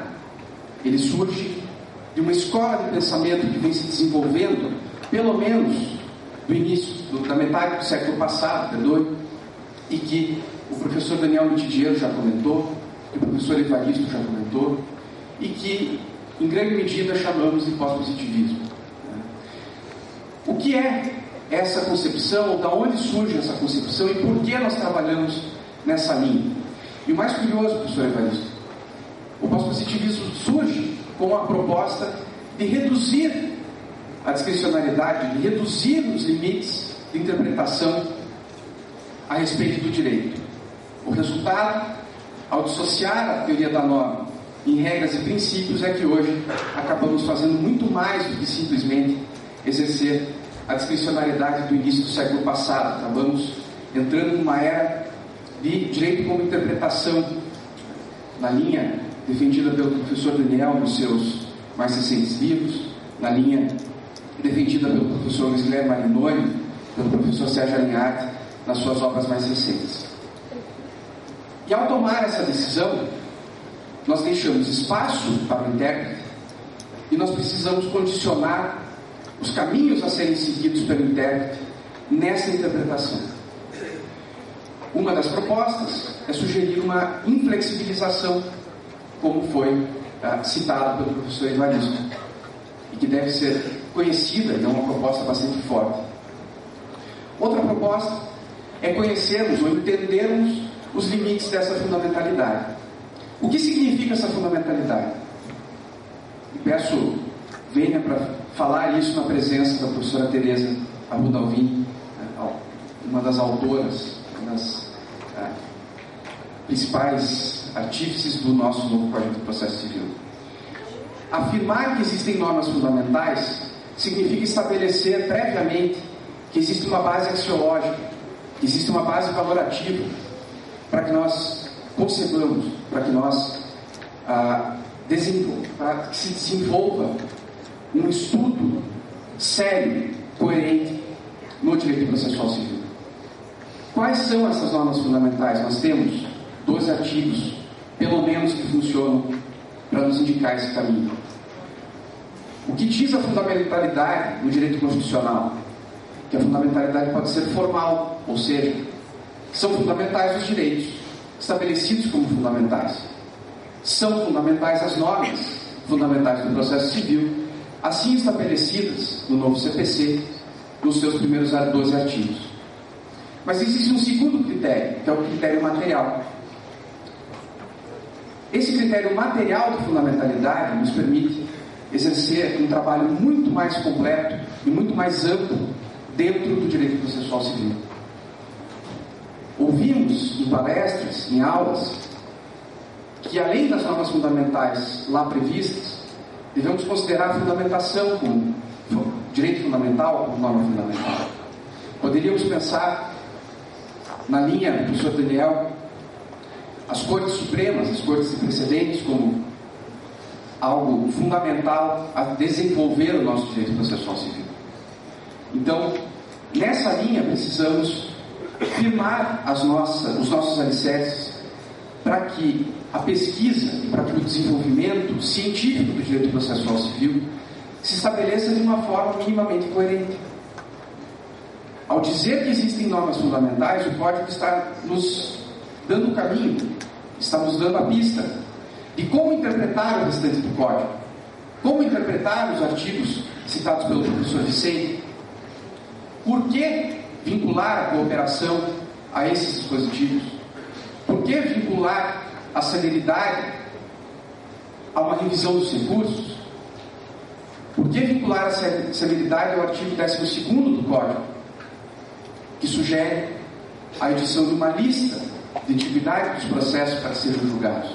Porque existe algo de fundo, existe uma preocupação em menos processos e mais justiça, como sintetizou o professor Vicente. Existe uma preocupação de respeito com aquilo que é decidido pelas cortes superiores. Deve haver uma preocupação com esses direitos fundamentais, com essas normas fundamentais, que não só são estabelecidas pelo próprio Código de Processo Civil, mas também são estabelecidas pela nossa Constituição. Como fazer isso, professor Evaristo? Como conciliar essa proposta que, evidentemente, tem relação ou se inspira no pós-positivismo e que reflete uma opção legislativa de estabelecer, em que a legislação estabelece os seus próprios princípios para que seja interpretada? Como conciliar isso com os limites interpretativos ou com a possibilidade de o juiz não ter esse cuidado? A minha proposta, nós poderíamos conversar muito mais a respeito disso, entrar muito mais no tema, mas a minha proposta hoje não é falar de teses próprias ou de teses muito complexas. Eu acho que nós podemos sintetizar essa proposta. Se o professor Sérgio, tenho certeza que vai concordar comigo, que a família do professor Alcides certamente concordará comigo, que os presentes que conheceram o nosso homenageado vão saber. A forma mais simples de sintetizar essas propostas e de se identificar aquilo que é fundamental no processo e como interpretar, poderia ser a ideia de lembrar o professor Alcides como um homem bom que era, e com a sua gentileza e com a sua coerência, propor soluções que sejam adequadas à nossa realidade e propor soluções que sejam relacionadas àquilo que é realmente fundamental para a nossa Constituição e para aquilo que é fundamental para o nosso Código de Processo Civil. Essa é a minha homenagem ao professor Alcides. Se algo fica registrado aqui, gostaria que fosse essa sugestão de pensarmos o direito e tentarmos pensar esse direito como uma das pessoas mais fantásticas que já deram uma aula aqui no Brasil, que é o professor Alcides, com a sua bondade, com o seu carinho, com a sua alegria, fariam isso. Como eles sairiam de algumas lacunas ou de alguns problemas que o direito atual nos entrega. O recado era esse. Gostaria mais uma vez de agradecer a todos e gostaria de informá-los que a professora Tereza já se encontra aqui no saguão e vamos passar a palavra logo para ela, antes que todo mundo fique por fora. Muito obrigado.